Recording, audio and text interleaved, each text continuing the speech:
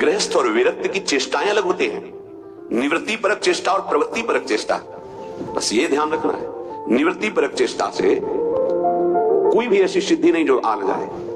प्रवृत्ति परक चेष्टा में अतिथि सत्कार, परिवार की सेवा, समाज की सेवा, नाम जपने का अभ्यास, धर्म पूर्वक कमाया हुआ धन, तब वो आगे बढ़ता है। निवृत्ति परक चेष्टा एकमात्र भगवदाश्रय, उसी से सब हो जाता है। तभी लोगों को लगता है कि संत लोग बड़े धनी हो जाते हैं, उनको लगता है बड़ी चतुराई करते हैं। हमें लगता है कि क्या ये चतुराई आप में नहीं जागृत हो सकती है? क्या चतुराई आप यहां पकड़े हो? बहुत चतुर है संत जन, ठग लेते हैं। किसको? ठगनी माया को भी। माया ठगनी विश्व को ठग रही हो, उसको भी ठग लेते हैं। वो बड़े चतुर हैं। रामाई भजई ते चतुर नर, क्योंकि सच्चिदानंद का नाम एकत्रित किए हैं। एक नाम के ब्याज में पूरा त्रिभुवन नहीं है, उसकी बराबरी हम नहीं कह रहे नाम की ब्याज में। एक नाम त्रैलोक ही तारे, जो न ले सो जन्म ही हारे। अभी अपने लोग महिमा नहीं जानते नाम की, सच्ची मानिए। किसी ने कहा कि समस्त संसार को तो हम दुखी में देख रहे हैं, अगर विश्व में कोई सुखी है, वो उपहास के प्रति शब्द थे, अगर विश्व में कोई सुखी है देखा जाता है तो संत जन देखे जाते हैं। उनका तात्पर्य अध्यात्म से नहीं था, उनका तात्पर्य भोगों से, विषय सामग्री से, वैभव से था। अगर तुम्हें ऐसा पता है तो तुम वैसा करके देखो, बहादुर हो। तुम्हारे में चतुराई की कोई कमी है क्या? बड़े चतुर हो। तय बालक नहीं भर्यो शयानम, तू बालक नहीं भर्यो शयानम, काहे कृष्ण भजत नहीं नीके। अरे तू बालक नहीं, बड़ा चतुर है, पर तू ठीक से भजन नहीं किया ना, इसीलिए ऐसा है। क्या चाहिए? त्रिभुवन का सर्वश्रेष्ठ पद 5 वर्ष का बालक प्राप्त कर लिया। ध्रुव जी क्या चाहिए? अखिल लोक चूड़ामणि भगवान के पास क्या कमी है? पर आपको उतना भजन करना पड़ेगा, आपको वैसे समर्पित होना पड़ेगा। उस 5 वर्ष के बालक ने मां का प्यार, पिता का प्यार, राज्य सुख, शरीर सुख, सब भयों को त्याग करके इसी मथुरापुरी में आकर भजन किया। इसे मधुपुरी कहते हैं शास्त्र भाषा में। यहीं आकर के भजन किया और यहीं स्वयं सच्चिदानंद भगवान आकर दर्शन दिए और उनकी कामना पूर्ण की, उच्च पद की। गोता लगाना अर्थात उसमें डूबना, अर्थात उसका ऐसा दृढ़ चिंतन कि गुंजायमान केवल मंत्र और नाम हो रहा है। तुमसे सच्ची कहते हैं ये जीव बड़ा पागल हो गया है माया में, सत्य वस्तु को समझ ही नहीं रहा। पूज्य बाबा कहे उसको यही पता नहीं कि मैं यहां कमाने के आया हूं मृत्यु लोक में।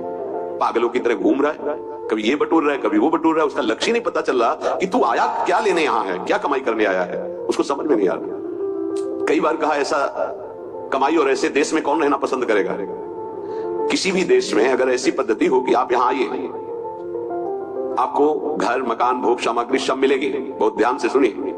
पर जब आप हमारे देश से जाएंगे तो आपका कपड़ा तक उतरा लिया जाएगा, सब सुविधाएं मिलेगी। जब जाओगे तो कपड़ा तक उतरा लिया जाएगा। अब आप ऐसे देश में रहना पसंद करेंगे?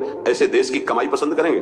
कोई भी बुद्धिमान नहीं पसंद करेगा। और आप ऐसे ही देश में हैं जिसका नाम मृत्यु लोक है। कपड़ा तो कपड़ा रहा, आपका शरीर भी छीन लिया जाएगा। यहाँ की इस देश की कोई भी वस्तु लेकर आप नहीं जा सकते। अब आप विचार कीजिए आप कितने बड़े बुद्धिमान हैं और क्या कमा रहे हैं। खास बात है जब आप अपने देश को यहां से जाएंगे, अपना देश है भगवत देश, तो आपके पास जाने का किराया भी नहीं रखा जाएगा, आपकी पोशाक उतार ली जाएगी। तो आपका यहां शरीर भी छीन लिया जाता है, शरीर संबंधी छीन लिए जाते हैं, बैंक बैलेंस छीन लिया जाता है, प्रॉपर्टी छीन ली जाती है। अब आपके पास रहा क्या? पूरे जीवन में जो पाप और पुण्य कर्म किए। पुण्य तो कोई बिरला ही कर पाता है, नहीं पाप नहीं होते। अगर पुण्य हुआ तो उसे बचा नहीं पाता है, वो 4 लोगों से कहकर खाली हो जाता है, पुण्य नष्ट हो जाता है। पुण्य अगर हमने कुछ पुण्य किया और कह दिया अपनी वाणी से, 4 लोगों के बीच में अपनी प्रशंसा कर ली, तो तप, पुण्य, साधना ये सब क्षीण होने लगती है। हम वृंदावन गए थे, 100 साधुओं का भोजन कराया, फिर ऐसा ऐसा ऐसा, और संत जन कह रहे थे कि ऐसा भोजन तो आज तक हमने नहीं पाया भगत जी, आपने जैसा पवाया। जो कुछ सुकृत बना था मानो करवाया होगा। ऐसी सेवा भगवत कृपा से अवसर मिलता है, पर वो बार बार कहकर अपने सारे सुकृत नष्ट कर देता है। इस देश से बचकर निकल पाना और कुछ कमा के ले जाना, ये केवल भगवत कृपा पात्र से ही हो सकता है। बहुत छल भरा ये देश है मृत्यु लोक। जीव पागलों की तरह पूरा जीवन व्यतीत कर रहा है। मुझे यहाँ किस लिए भेजा गया, क्या लेके जाऊंगा, ये सोच ही नहीं पा रहा है। गोस्वामी जी ने कहा है कि ये जो मन है ये श्वान की तरह हर जगह पादुका का प्रहार पाता है, पर फिर उसी दरवाजे पे खड़ा हो जाता है। अर्थात निकृष्ट भोगों को भोग कर असंतुष्ट, ग्लानि, दुख, परिणाम में चिंता, भय, शोक, पर फिर वही उन्हीं भोगों को भोगना चाहता है। पागल की तरह भटक रहा है। ये महापुरुष जन जानते हैं, दुखी हो कैसा बोलते हैं। जो वस्तु तुम्हारे साथ नहीं जानी है उसके चिंतन में तुम समय बर्बाद कर रहे हो। चिंतन करो, प्रभु का कार्य करो संसार का। तो जीवन यापन के लिए शरीर चेष्टा और वस्तु ले जाने के लिए नाम धन, कितना बढ़िया उपाय है। राधा राधा राधा। विषय अनेक हैं और अनंत हैं, कितना भोगोगे?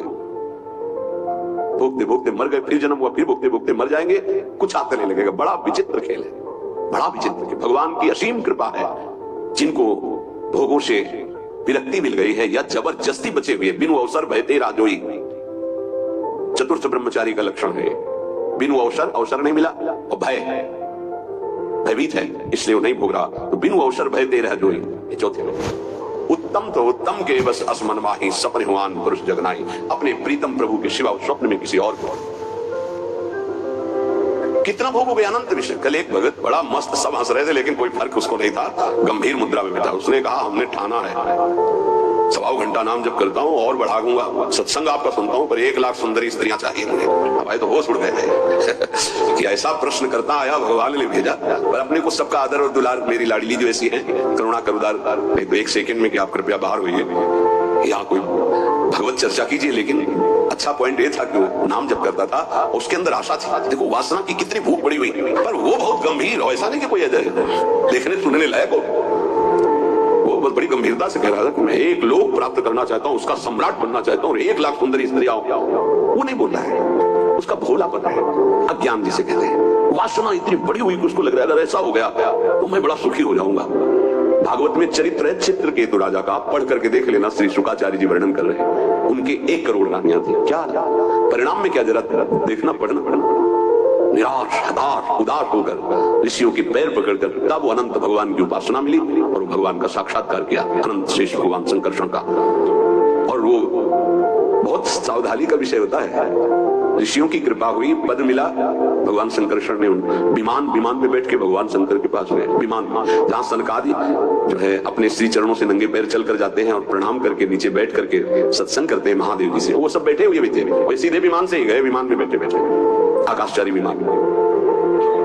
भगवान से कहा कि एक साधारण पुरुष भी अगर अपनी स्त्री से वार्तालाप करता है तो एकांत में करता है। आप तो महायोगाधिराज योगिंद्रों मुनिंद्रों के गुरु भगवान शिव, तो अंबा जी वामांग में बैठी हैं, आप बैठे और ब्रह्म का उपदेश कर रहे हैं। उनका ये क्या हूँ, सब ऋषि आश्चर्यचकित हो गए कि ये कैसा। अंबा जी ने कहा अच्छा तुम्हें वरदान मिल गया है, विमान मिल गया है, तो तुम जगत गुरु भगवान शिव को उपदेश करने आए हो।